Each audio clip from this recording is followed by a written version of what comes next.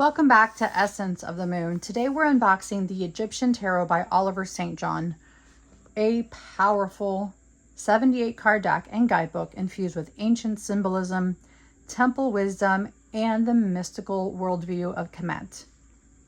This deck weaves traditional tarot and Egyptian myth, magic, and esoteric teachings, making it perfect for past life readings, ancestral work, and anyone who connects to the old kingdom currents. A heartfelt thank you to Crow Books for sending this to me for an honest review. I've been so excited to explore the imagery, feeling the energy of the cards, and see how this deck reads right out of the box. If you love Egyptian spirituality, sacred symbolism, or tarot that carries depth and history, you're going to enjoy this walkthrough. Let's get started.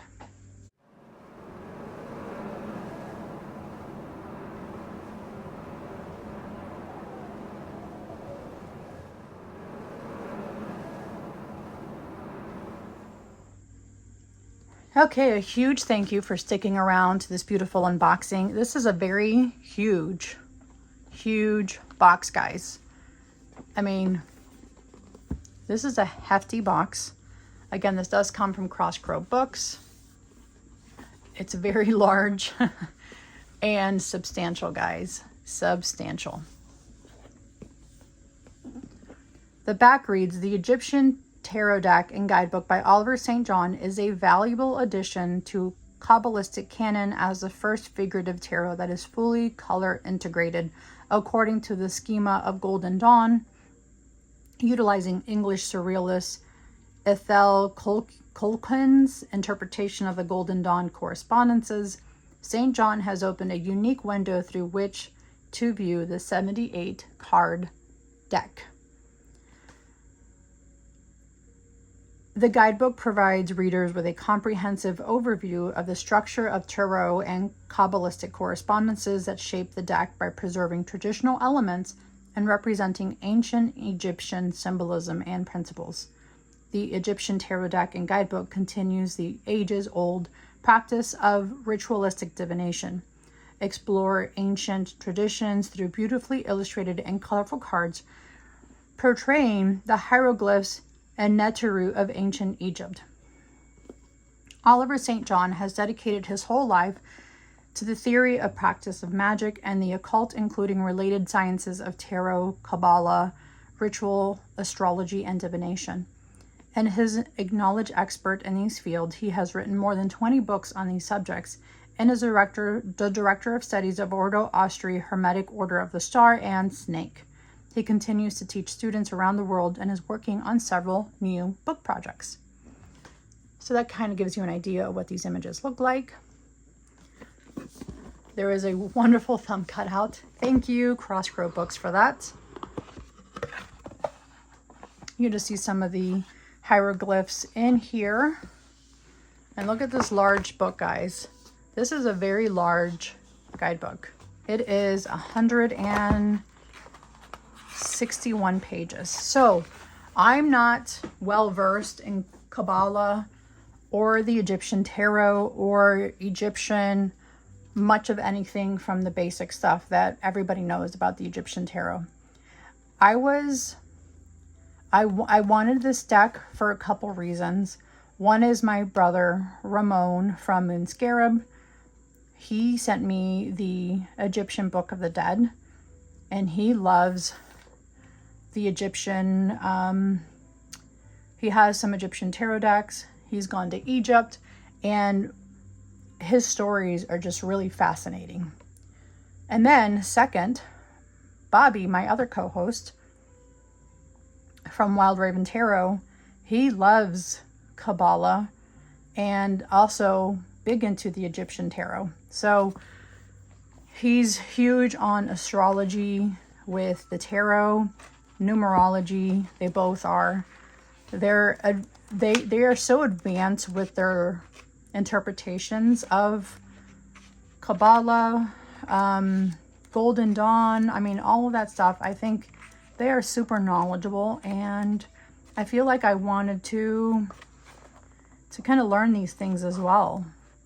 I probably could learn from them. So here it talks about the zodiacs and what they go with each title, deacon as well. But they are phenomenal teachers, and I wanted to learn these things, as well as Roman from Goldmund XY. He's also very big into Kabbalah.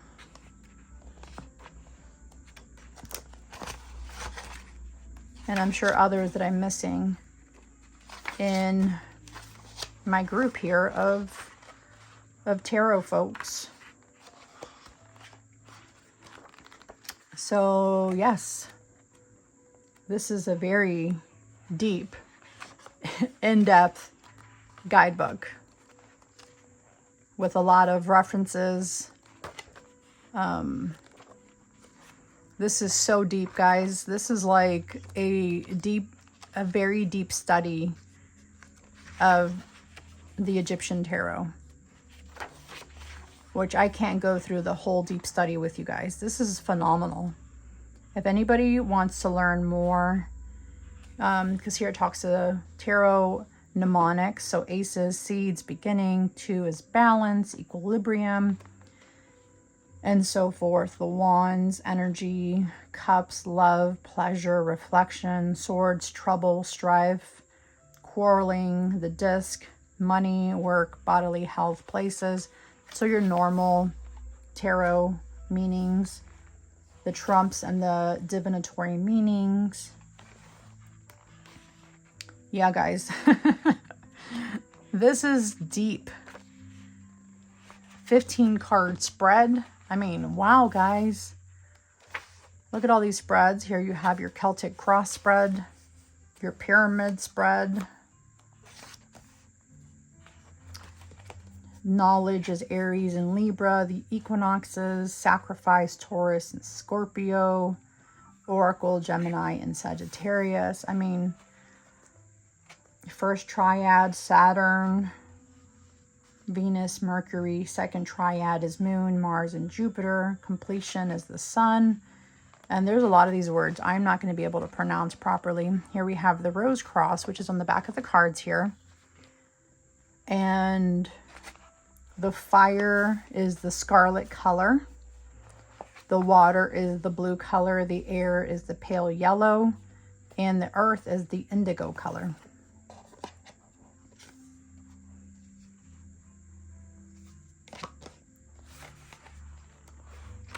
Yeah, this is very deep, guys. Very, very deep. And in the back, it goes with key scale correspondences. So Aleph is ox, figure, value in English. Yeah, this is, I know Bobby and Ramon would love this deck. Elohim, Gabor, Metatron. I love Archangel Metatron. Translation Beyond, Hebrew to Greek. Yeah, this is very deep, guys. This is such a detailed guidebook.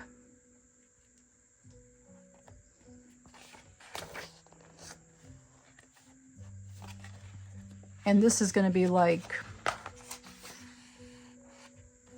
a lot for me to dive into and understand. So key scale, it gives you different perfumes. Myrrh, cedar, dragon's blood, frankincense, benzoins, storax, jasmine, ginseng, like the odoriferous roots, dittany of Crete, camphor,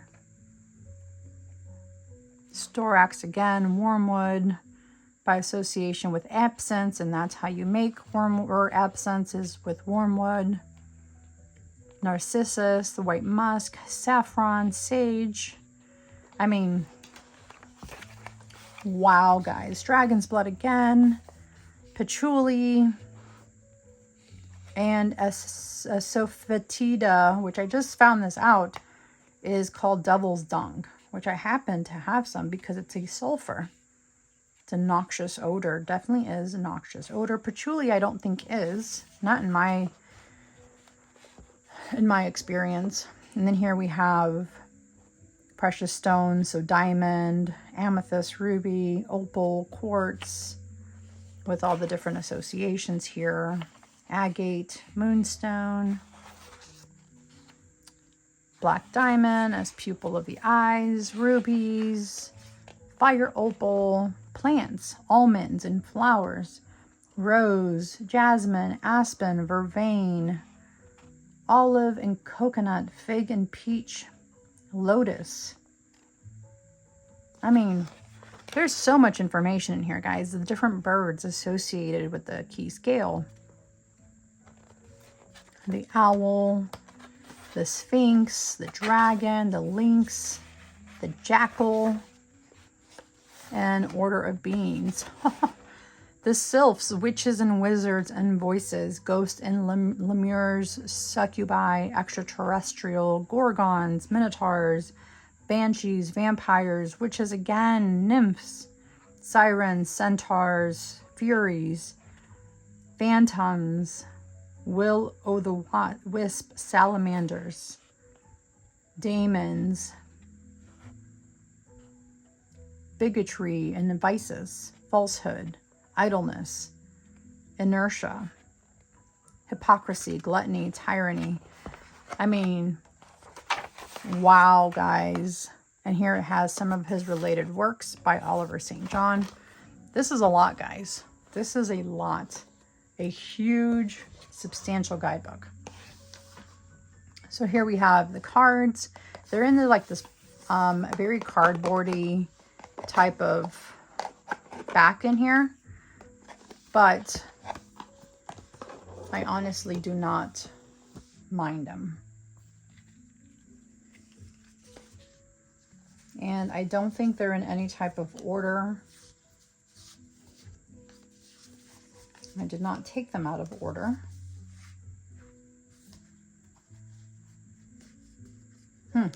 Okay. We're just going to go with the flow, guys. We're just going to go with the flow. Okay, so there's no gilding, but that's okay. Here are the backs. We've shown the back already with the cross. I don't think these are in any specific order.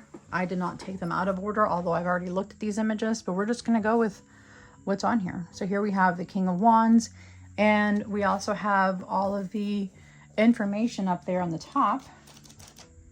Let me pull out. So it gives you the different zodiacs that it's associated with. I think it's also given you perhaps the degree that it's in. So the element, the symbol, the planet. There's so much depth in these cards, guys. So much.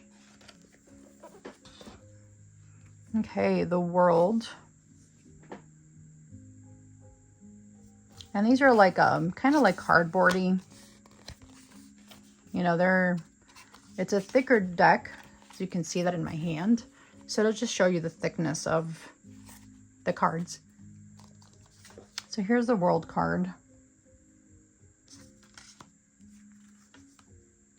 And I'm just going to do a really silent walkthrough of these cards, guys. I want you guys to see the images and me not talking.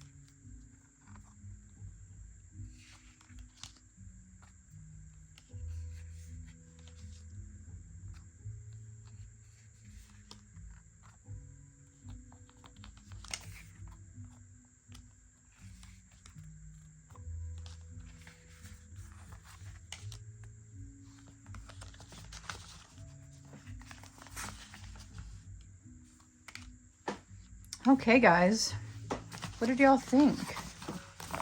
I like the images. I like the simplicity of the images, and some of them were not so simplistic, but like these are very detailed, the majors, and I thought they were really pretty. I really liked, I like the High Priestess card. The Abyss, that's Sekhmet, or Sekhet. Nope, where's the High Priestess? Isis is a really cool card too. Look at that, looks like an alien down here. Ma'at, Atet.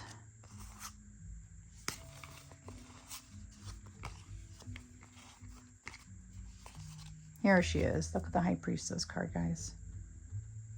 She's so pretty. The ass or the jackal. And all the extra symbolism up here.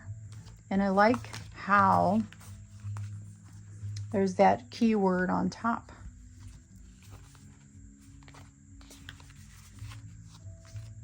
It's the Seven of Swords, deceit. Nine of Cups, rapture. Four of Cups, luxury, abundance with the Three of Cups. We all know the Two of Cups is love. I thought that was really cool. Strength for the Nine of Wands. I like the keywords on top. I thought that was really cool. And I like these wands. These wands are really pretty. I think they're very elaborate.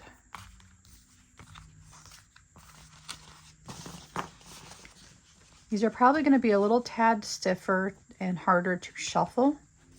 So yeah, these are going to be really tough to shuffle.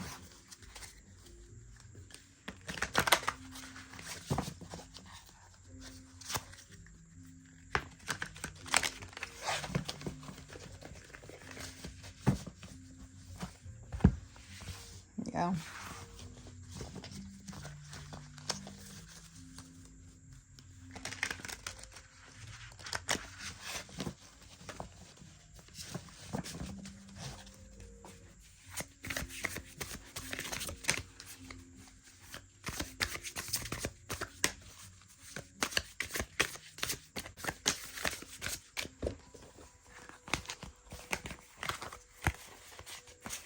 Okay, so let's just pull out 3 cards and see which ones come out.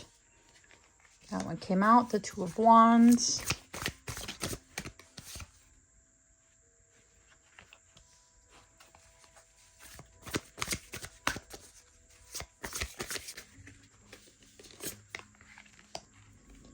So the Two of Wands is Dominion, Mars, and Aries. And this is like initiation, claiming power back. It's not about aggression, but it's about stepping into the role that was already mine to start with in a different lifetime. So I like this card, and I feel like it says, it already knows what direction I need to go to. Don't second guess my direction. The second card is Destiny, and this one is the Wheel of Fate. And look at the images on that, guys. So this is like fate. It's turning its page, karmic timing, cycle and completion, past life oath, being reawakened. I'm liking all of this information on here. It's about alignment. You know, I feel like there's a lot of alignment going on here with the two and the Wheel of Fate. The last card is Isis Urania. And Isis is the star mother, the teacher, the weaver of magic and memory. She's, I feel like that she's reminding me to follow that blueprint that's been set up in my bloodline already on who I am in my blood, my bones, my past lives. And I feel like all of this is guiding me. Urania is the celestial mind. Isis is the sacred feminine of truth, magic, and restoration. And I feel like this is like a past life priestess memory reactivating, receiving downloads, walking the path of who I'm, my purpose, who I'm supposed to be. You know, I feel like this is like a really great example of all of that happening with these 3 cards together. It's saying, like I'm remembering what I'm meant to do. And it's saying that Isis is guiding me, Mars is empowering me, and the fate is what's shifting the wheel in my favor. I feel like there's definitely some past life, temple lineage, reclaiming who I am as a witch, my soul mission, my works. Yeah, this is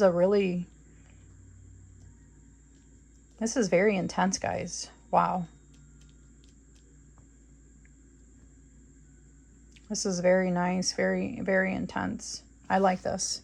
Thank you for joining me for this unboxing of the Egyptian Tarot. I hope you enjoyed seeing the artwork, the energy, and the feel of this deck as much as I did. If this tarot calls to you, you can pick up your own copy through Crossroad Books on their website, Wiser Books as well, and Amazon or any of your metaphysical shops. They should be able to carry this deck for you. Let me know in the comments what stood out to you and whether you'd like a dedicated reading, a deep dive series, or a side-by-side comparison with other Egyptian themed decks. I love exploring these sacred systems with you, and as always, may your path be guided by intuition, protected by spirit, and illuminated by the moon. Until next time, this is Selena from Essence of the Moon, reminding you that magic and mystery is always closer than you think.